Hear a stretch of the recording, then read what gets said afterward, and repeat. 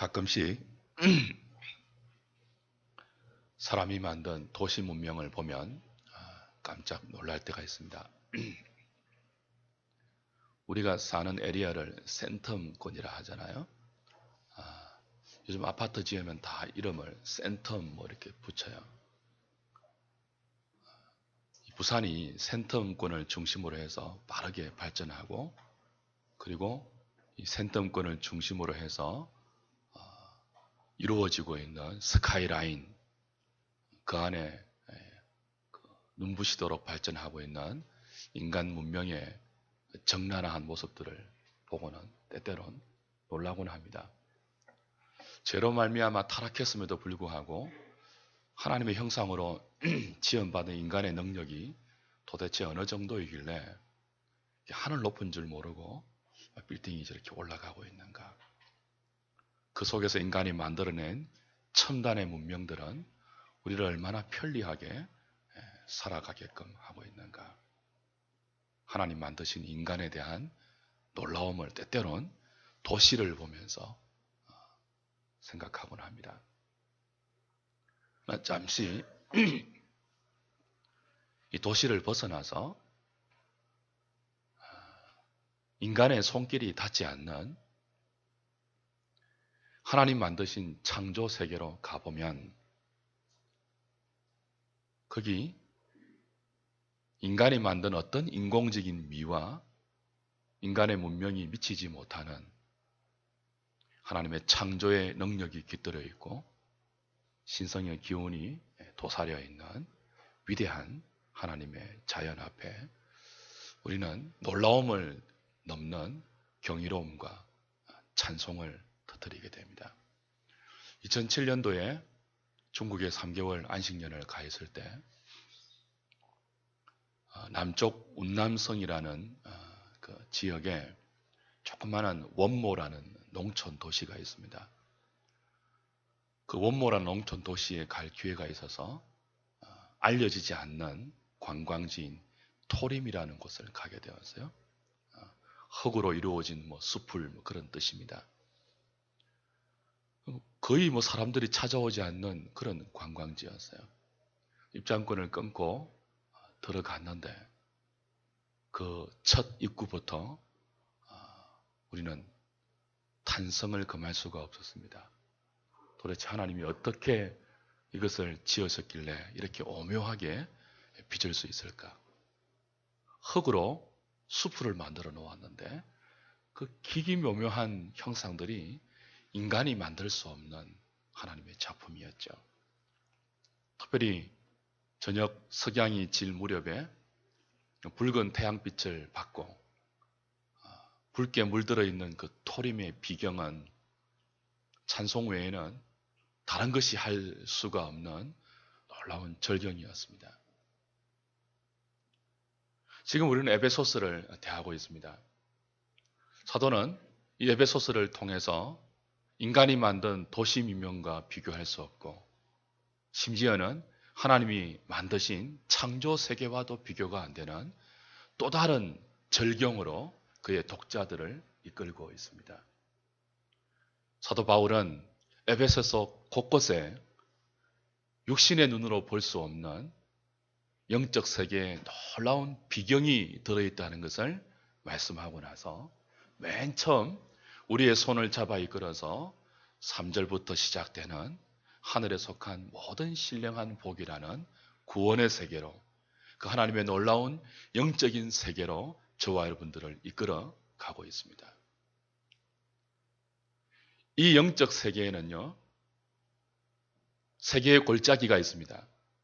사도 바울이 지금 우리의 손을 잡아 이끌어서 육신의 눈으로 보지 못하는 오직 구원받은 주의 백성들만 은혜 가운데 볼 수 있는, 그래서 보고는 찬양하지 않을 수 없는 놀라운 영적 세계의 비경을 우리에게 소개하면서 세계의 골짜기를 나열하는데요. 4절부터 6절까지는 성부 하나님의 구원의 골짜기예요. 7절부터 12절까지는 성자 하나님이 이루신 구속의 골짜기를 소개하고요. 13절, 14절은 성령께서 이루신 구원의 비경이라는 또 다른 이름의 내용을 우리에게 소개하면서 하늘에 속한 모든 신령한 복이라는 영적 비경을 나열하고 있습니다.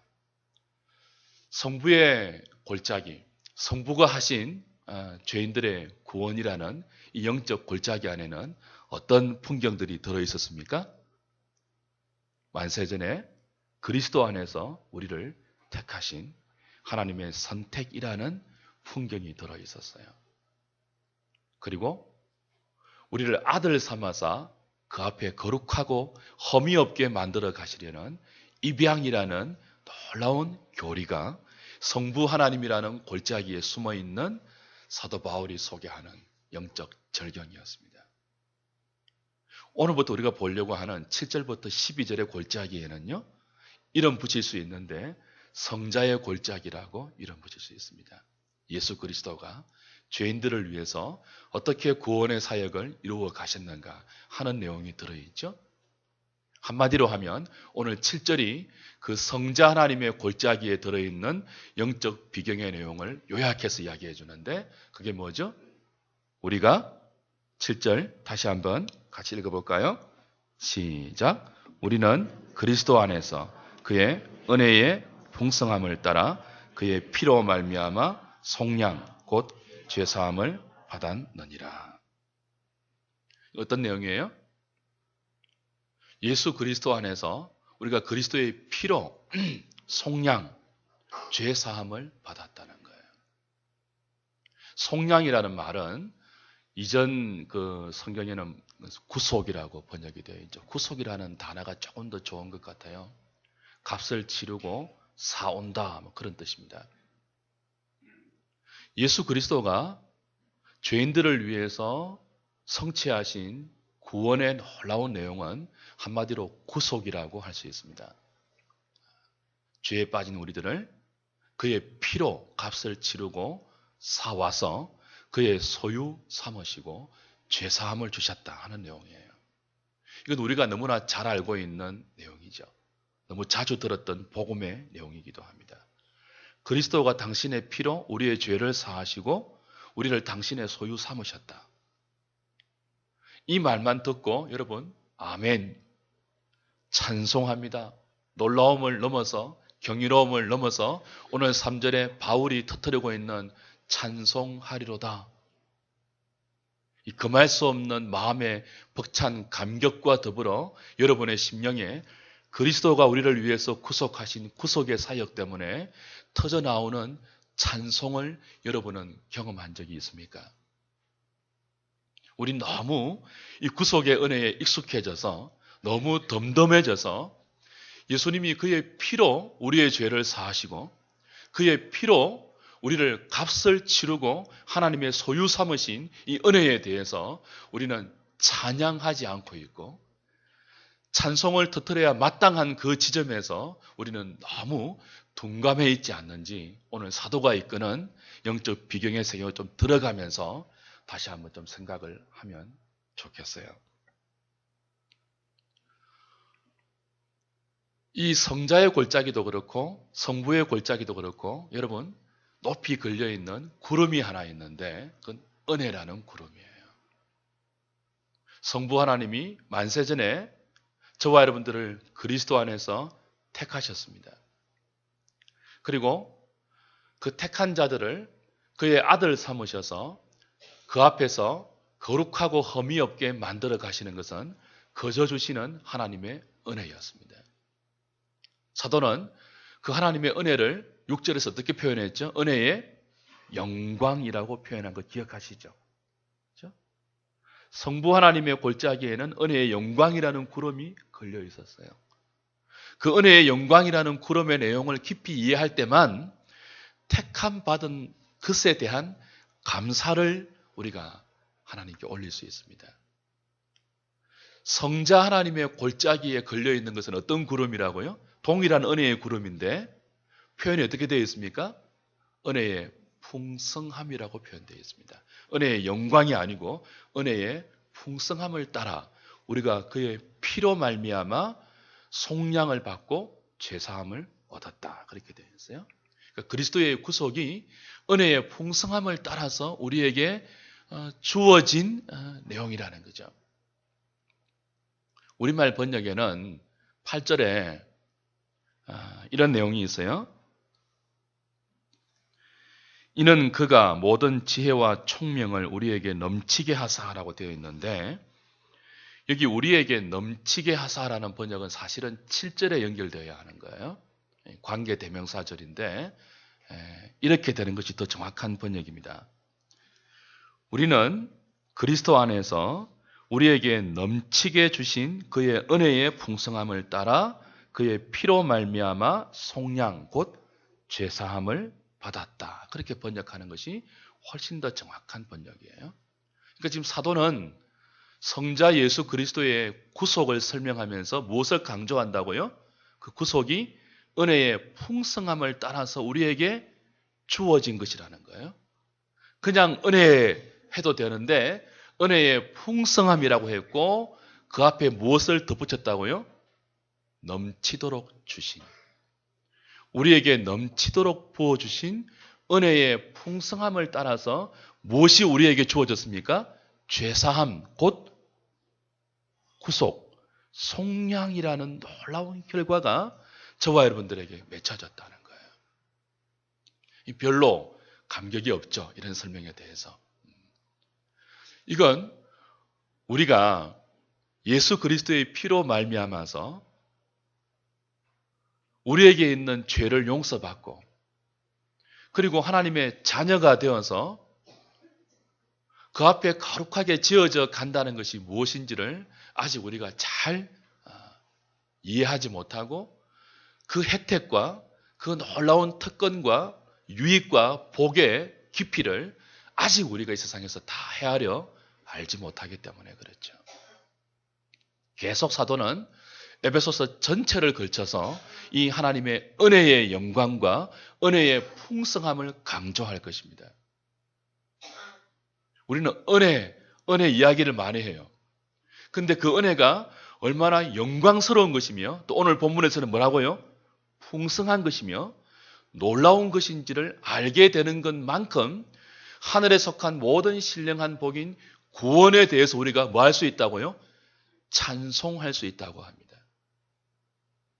구원받은 자가 구원에 대해서 찬송하지 못하고 있다면 그 은혜에 대한 그 깊이와 넓이와 길이와 높이에 대한 이해가 아직 부족하기 때문이죠.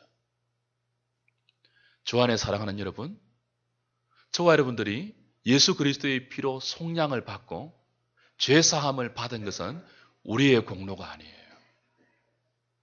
우리의 자격 때문도 아니에요. 오직 거저 주시는 바 하나님의 은혜인데 이 은혜가 풍성한 은혜예요.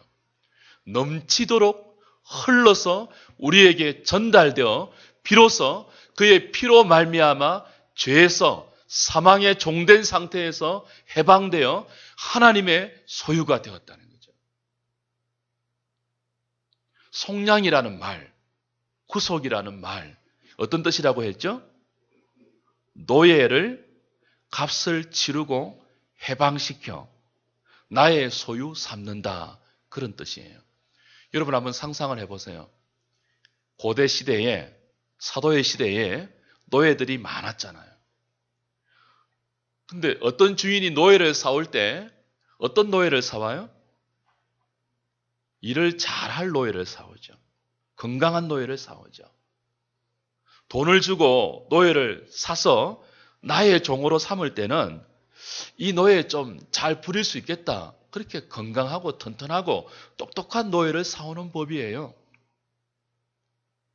우리가 하나님의 구속을 받기 전에는 죄의 노예에 되어 있었습니다. 사망의 종이 되어 있었어요. 허물과 죄로 죽어서 본질상 진노의 상태에서 세상이 이끄는 대로 우리 마음의 더러운 욕심과 정욕이 이끄는 대로 그냥 천방지축으로 끌려다녔던 상태가 저와 여러분들의 상태였습니다. 이런 죄에 종되어 있던 우리들을 하나님이 값을 치르고, 죄에 대한 값이 뭐예요? 사망이에요, 사망. 죄에 대한 값인 사망을 값으로 치르고 우리를 죄에서 어떻게 했다고요? 해방시켰어요. 그게 속량이라는 뜻이에요. 그냥 해방시킬 뿐만이 아니고 뭐예요? 죄에 노예되었던 우리들을 하나님의 소유 삼으셨어요. 그것을 하나님의 아들 삼았다. 나중에 가면은 하나님의 기업이 되었다. 그런 뜻이에요. 그렇다면 저와 여러분들이 죄와 사망에 종된 상태에서 값을 치르고 사올 만큼 가치가 있는 존재입니까? 하나님이 저와 여러분들을 값을 치르고 사와서 어디 써먹을 때가 있는 존재예요? 그만한 가치와 그만한 능력과 그만한 어떤 존귀함이 있는 사람들을 사왔습니까? 그렇지 않습니다. 우리가 아직 죄인 되었을 때에, 우리가 아직 하나님과 원수 되었을 때에, 우리가 하나님께 아무런 가치로운 일을 할 능력과 생명에 속한 어떤 건더기도 없던 상태에서 하나님은 오직 그의 은혜의 풍성함을 따라서 그의 피로 아무 값어치 없는 죄인들을 구속해서 하나님의 소유 삼으신 것입니다. 은혜입니다. 은혜. 이것은 그 뒤로도 계속 이어지는 내용이에요. 저와 여러분들이 하나님의 넘치는 은혜 때문에 죄에서 구속함을 받고, 죄는 우리가 지었는데요, 죄에 대한 값은요 예수님이 치르시고 우리를 구속하셔서 하나님의 자녀 삼으세요. 하나님의 소유 삼으셨어요. 그런데도 우리는 하나님의 소유가 잘 되지 않습니다. 자꾸 하나님의 수하에서 빠져나가려고 하고요, 옛날 죄에 종된 자리로 자꾸 돌아가려고 하는 정말 어리석고 미련하고 배역한 존재들이죠.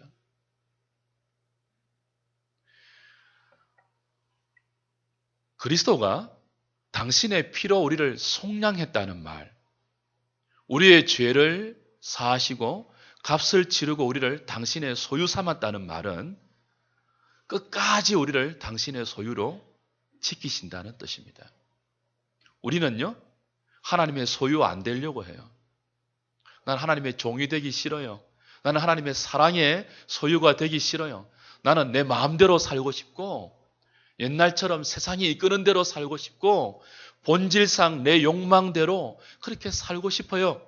우리는 자꾸 하나님의 휘하에서 벗어나서 자기 마음대로 살고 싶은 본성을 따라서 끊임없이 하나님의 손아귀에서 탈출하는 인생들이에요. 그런데도 불구하고 하나님은 우리들을 버리지 아니하시고 끝까지 사랑하시고 끝까지 간섭하셔서 마침내 그의 영광스러운 기업 만드시며 그 안에 거룩하고 험이 없는 존재로 만들어 가시는 것은 은혜의 풍성함이 그렇게 하는 것입니다. 여러분, 구약에 한번 이스라엘을 보십시오. 다른 민족과 조금 더 낮거나 고급하지 않는 이스라엘을 하나님이 그의 기쁘신 뜻대로 택하여서 하나님의 자녀 삼았습니다. 하나님의 백성 삼았어요. 그리고 언약을 주셨습니다. 구원을 주셨어요. 그리고 하나님 백성답게 살 수 있도록 율법을 주시고요. 그리고 절기를 주시고요. 제사장을 주시고요. 제도를 주시고요. 성막을 주시고 하나님의 백성답게 살 수 있도록 하나님을 사랑하며 지체를 사랑하며 하나님이 맡기신 모든 피조 세계를 하나님의 청지기로 잘 관리하며 살 수 있도록 안식년과 희년과 모든 제도를 다 마련해서 그들에게 안겨주셨어요. 아무 자격 없는 이스라엘을 택하여 애굽에서 유월절 어린 양의 피로 값을 치르고 사와서 하나님의 거룩한 소유 삼아서 열방의 제사장 나라 만들어 하나님 백성 되게 하셨어요. 그리고 모든 은혜를 쏟아 부어 주셨어요. 그런데도 구약 이스라엘이 어떻게 했습니까? 끝없이 하나님을 배반했습니다. 하나님의 목전에서 하나님을 배신했어요. 하나님의 목전에서 이방신을 섬겼어요. 하나님의 목전에서 하나님의 마음을 찢어 놓았어요. 행엄했습니다. 패역했습니다. 배반하고 배신했습니다. 다른 신을 쫓아갔고요. 다른 신을 섬겼습니다. 그래도 하나님은 어떻게 하셨죠? 그 이스라엘을 향하여 끝없이 오래 참으시고 끝없이 선지자를 보내고 끝없이 왕을 세우시고 끝없이 당신의 법을 주시면서 들으라 이스라엘아, 돌아오려면 내게로 돌아오라. 끝없이 그들을 기다리고 참아내시면서 마침내 당신의 독생제까지 주셔서 그의 피로, 이제는 짐승의 피나 송아지의 피나 양의 피가 아닌 당신의 독생자의 피로 그의 참 이스라엘을, 만세전에 택하신, 그리스도 안에 택하신 그의 백성들을 그의 아들의 피로 속량해 내신 것이 구약의 이스라엘 역사가 우리에게 교훈하고 있는 놀라운 영적인 비밀이죠. 우리는요, 끊임없이 하나님 앞에서 도망가고 하나님보다 다른 것이 좋아서 하나님의 소유되지 않으려고 몸부림치고 배반하고 항거하고 그랬던 인생이죠. 이런 우리들을 버리지 않는 하나님이십니다.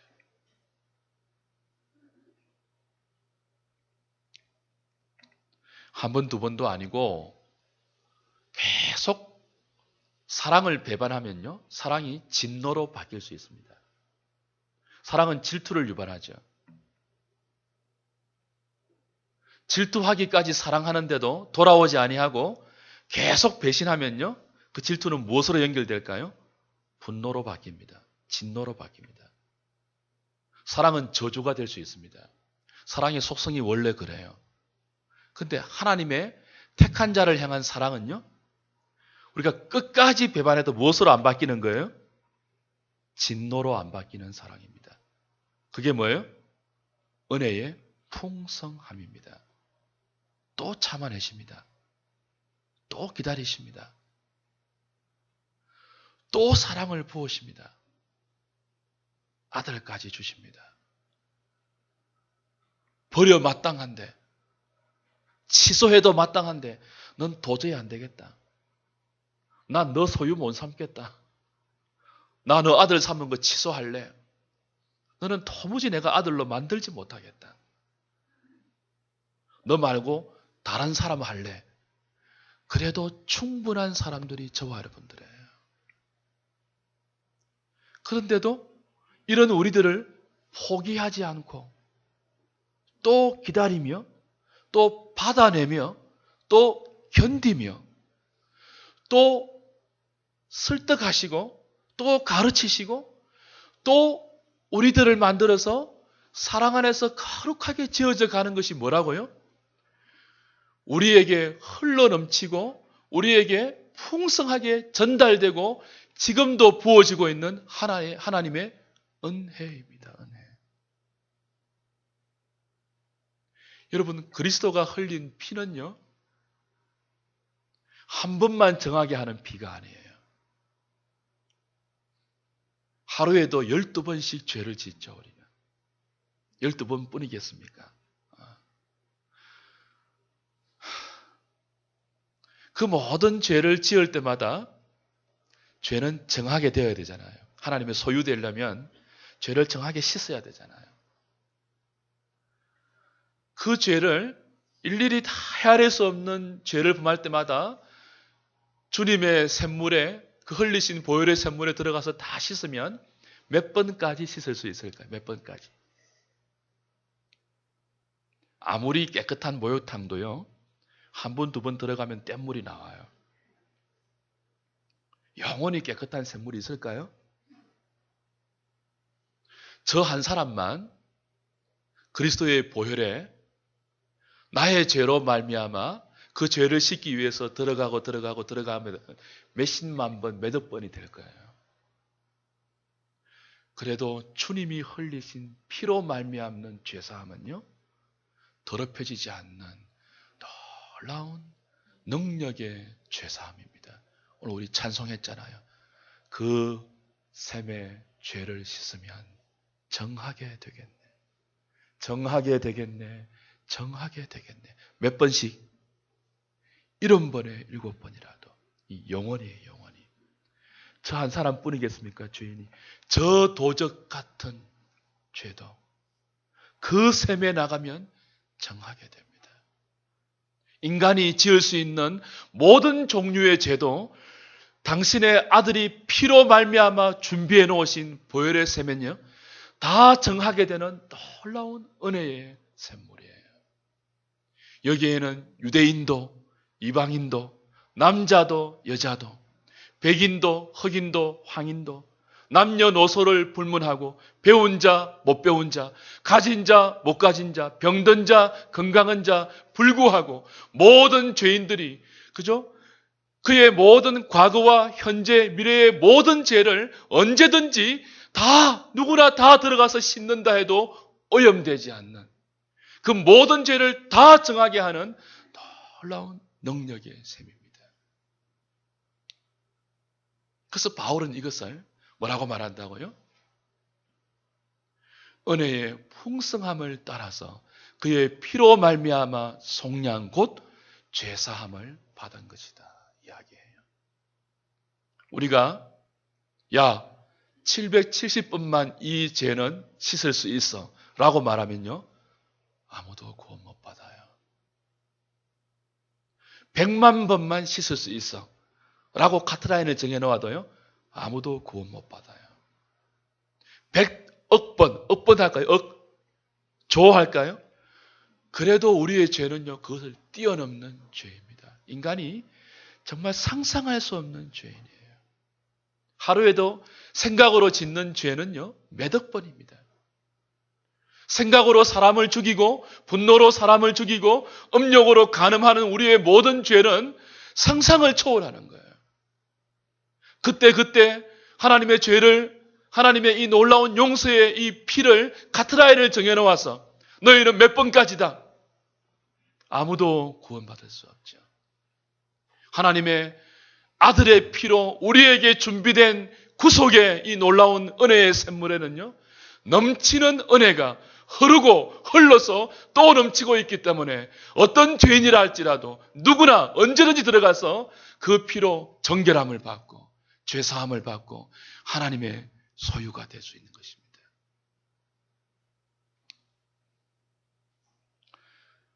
사도가 지금 말하는 성자의 이 구속의 골짜기에 걸려있는 은혜의 풍성함이라는 구름을 우리가 제대로 볼 수 있다면 인간의 자랑, 인간의 계급장, 인간의 공로, 인간의 자부심, 인간의 의는 이 앞에 다 쓰레기가 되어야 마땅해요. 저와 여러분들이 살아가는 시대는 인본주의 시대입니다. 인간의 능력을 찬양하는 시대예요.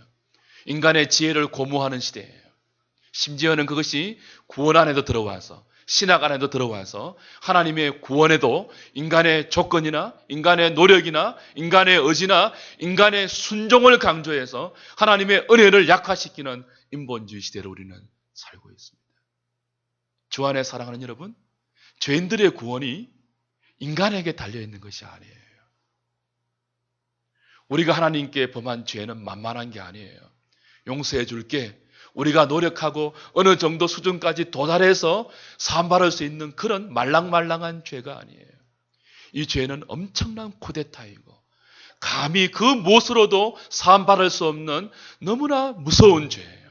하나님의 진노와 형벌과 끝없는 저주밖에는 우리가 받을 수 것이 없는 것이 인간의 하나님 앞에서 범한 죄의 실체이죠. 이 죄를 우리가 용서받는다는 것은 하나님 편에서 준비하지 않으면 도저히 불가능한 것입니다. 성경은 끊임없이 강조하고 있죠.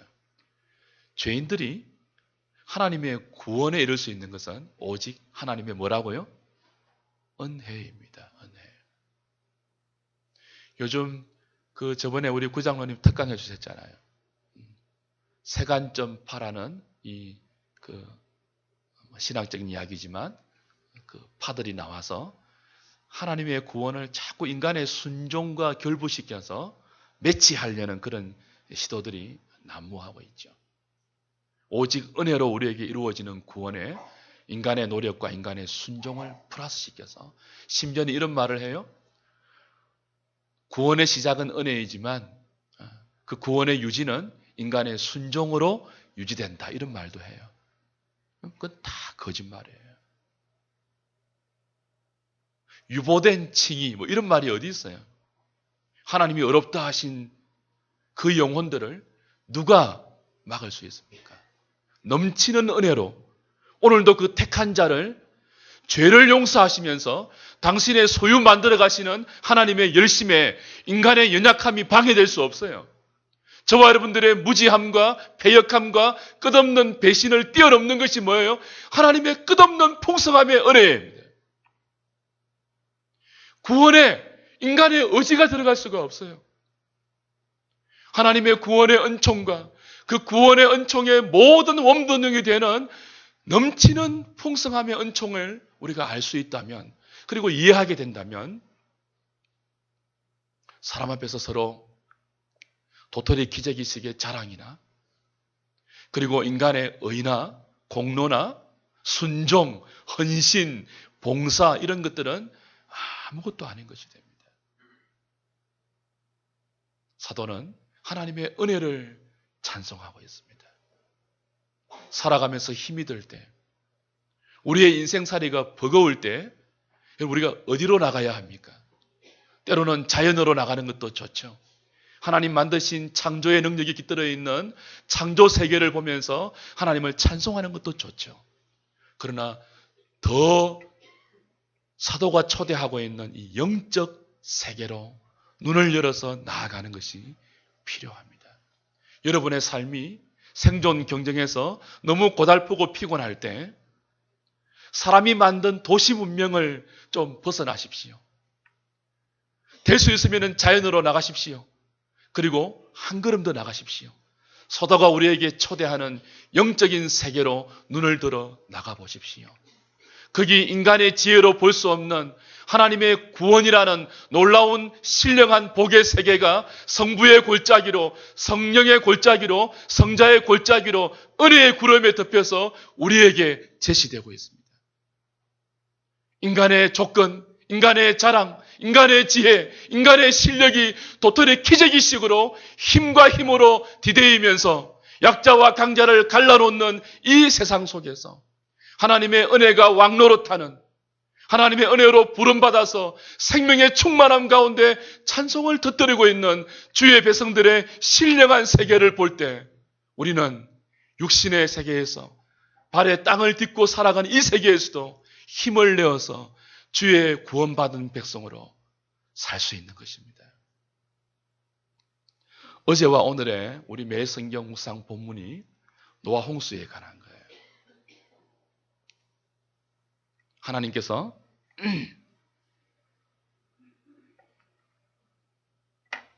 노아에게 홍수의 심판을 예고하십니다. 그리고 120년 동안 방주를 지으라고 하셨죠. 노아는 120년 동안 방주를 짓습니다. 창세기 본문은 그것을 강조했어요. 노아가 하나님 말씀대로 다 준행했더라라고 순종을 강조했습니다. 그런데 한번 생각을 해보십시오. 120년 동안 노아가 방주를 지었습니다. 120년 동안. 그럼 노아가 120년 동안 방주를 짓는 것이 그 다른 사람들의 눈에는 어떻게 보였을까요? 미친 짓이에요. 제정신이 아니에요. 노아는 제정신으로 지었을까요? 노아가 방주를 왜 지을 수 있었죠? 믿음으로 지었습니다. 히브리 11장에 의하면 하나님이 120년 후에 내가 물로 이 죄악이 관영한 세상을 심판할 것이다 말씀했기 때문에 말씀하신 설계대로 방주를 지어요. 말씀 믿어져서 짓는 거예요. 120년 동안 아무리 믿음으로 짓지만 내가 지금 이거 뭐 하는 짓이야 라는 생각이 안 들었을까요? 세상 사람들은 여전히 시집가고 장가가고 밭 갈고 농사 짓고 장사하면서 웃고 울면서 여전히 잘 살고 있습니다. 무엇이 있음에도 불구하고요. 심판이 있다는 하나님의 말씀이 있음에도 불구하고. 홍수가 나기 7일 전까지 노아는 그렇게 살았어요. 사람들이 조롱했습니다. 사람들이 비웃었어요. 노아의 의지만으로, 노아의 순종만으로 여러분 120년 동안 방주를 짓는 게 가능할까요? 여러분 그렇다면 하겠습니까?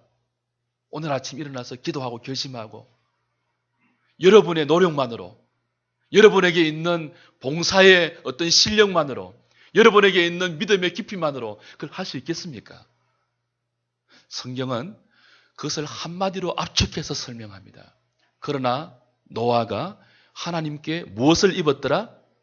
은혜를 입었더라. 무엇을 입었더라고요? 은혜를 입었더라. 노아가 왜 말씀대로 다 준행할 수 있었다고요? 은혜를 입었더라. 순종이 은혜를 낳는 게 아니에요. 은혜가 순종을 낳는 거예요. 그 은혜가 어떤 은혜라고요? 1년만 주신 은혜가 아니에요. 1년만 주셨다면 2년째는 방주 못 짓습니다. 120년 동안 차고 흘러 넘치도록 사람들의 비웃음과 손가락질과 조롱 속에도 끊임없이 하나님의 은혜는 노아에게 연약하고 우리와 똑같은 성정을 가진 그 연약하고 어리석고 그런 노아에게 끊임없이 하나님의 은혜가 부어졌기 때문에 방주를 지을 수 있었죠. 은혜의 결과입니다. 계시록 4장에 가면 하나님의 보좌 앞에 24장로가 예배하는 장면이 나옵니다. 사도 요한은 그 천상의 예배의 장면을 소개하면서 이렇게 설명합니다. 24장로는 모든 구원받은 사람들의 대표를 의미해요. 어떻게 찬송했죠? 자기 머리에 쓰인 관을 보좌 앞에 던지고 찬송합니다. 여러분, 하나님이 우리에게 약속하신 관이 하나 있죠. 그게 뭐예요? 의의 면류관이에요. 영광의 면류관이에요. 생명의 면류관이에요. 우리가 나중에 주님 앞에 가면 하나님이 우리에게 뭘 씌워주신다고요? 면류관을 씌워주세요. 보좌 앞에서. 보좌 앞에서 받는 관은 영광을 상징하는 것입니다. 근데 모두가 그 관을 받을 때 우리의 대표인 24장로가 어떻게 했다고요? 관을 하나님은 씌워주시고 장로들은 뭐 했다고요? 벗어 던집니다. 어디에요? 하나님 보좌 앞으로 벗어 던져요. 그리고 뭐라고 말해요? 영광과 권능과 찬송은 보좌에 앉으신 아버지만 받는 것이 합당합니다. 그래요. 우리가 지금은요, 우리의 봉사가 조금 가치로울 것처럼 보이죠. 우리의 순종이, 우리의 헌신이, 우리의 의지와 결심과 열심과 노력이 그래도 하나님 나라에 조금이라도 기여하는 것처럼 생각되죠. 그래서 나보다 조금 열심히 덜한 사람 보면은 좀 안타깝죠. 때로는 뭐예요? 좀 믿기도 하죠. 천만의 말씀입니다. 하나님 앞에 가면요, 도찐 깨찐이에요. 주 앞에 가면요, 지옥 갈 죄인하고 천국 와 있는 나하고 비교해서 거기서 거기입니다. 사람의 의는 거기서 거기예요. 별로 다르지 않습니다. 지옥 갈 흉악한 죄인과 하나님의 보좌 앞에 은혜 가운데 부름받아 초청받아 천국 백성이 되어 있는 저와 여러분들이 별로 차이가 없어요. 우리가 더 악할지도 몰라요. 어쩌면. 그런데 거기서 우리는 뭘 발견해요? 우리가 하나님의 보좌 앞에 천국 백성이 되어서 그분을 찬양할 수 있는 것은 오직 무엇의 결과라고요? 은혜의 결과인 것을 그때 가면 분명히 알게 됩니다. 지금은 잘 몰라요. 지금 아무리 지금은 잘 몰라요. 거기서는요, 누구도 관을 쓰고 있을 수가 없습니다. 황송하고 송구스러워서 나 같은 것도 하나님 여기에 불러주십니까? 이 죄는 어떻게 여기에 불러주십니까? 나는 저기 지옥가에 있는 사람과 똑같은 사람인데 어떻게 여기에 불러주십니까? 이 구원에 대한 영광과 감사와 존귀를 받아야 할 사람은 나의 공로, 나의 순종, 나의 열심, 나의 봉사가 아니고 주님의 은혜입니다. 계시록 7장 10절가 뭐라고 나와요? 동일한 보좌 앞에서 찬송의 내용이 이렇게 되죠. 구원하심이 보좌에 앉으신 하나님과 어린 양께 있도다. 구원하심이 어디에 있다고요? 보좌에 앉으신 하나님과 어린 양께 있도다. 그런즉 하나님이 우리를 위하시면 누가 우리를 대적하리요? 사도 바울의 로마서 8장 31절 이하의 찬송도 동일한 거예요. 하나님이 우리를 위하셨기 때문에 우리가 구속을 받아 그의 피로 말미암아 죄 사함을 받고 넘치는 연약함과 패역함과 무지함과 어리석음과 날마다 배반하는 죄성이 있음에도 불구하고 우리는 주님의 소유가 되어서 하나님의 아들이 되어서 그 앞에 거룩하고 흠이 없는 주의 백성들로 지금도 지어져 가고 있는 것입니다. 은혜로 말미암아. 어떤 은혜라고요? 풍성한 은혜로 말미암아. 그 은혜가 마르고 그 은혜가 조금 받으면은 그냥 없어지고 사라지는 은혜라면은 아무도 소망이 없어. 풍성이 흘러넘치는 그 은혜 때문에 오늘 저와 여러분들이 이렇게 미련함에도 불구하고 이렇게 악함에도 불구하고 이렇게 무지하고 어리석음에도 불구하고 다시 기회를 받고 주 앞에 나와 다시 하나님의 사람으로 설 수 있는 복된 시간을 맞이하고 있는 것입니다. 은혜를 찬양해야 되는 거죠.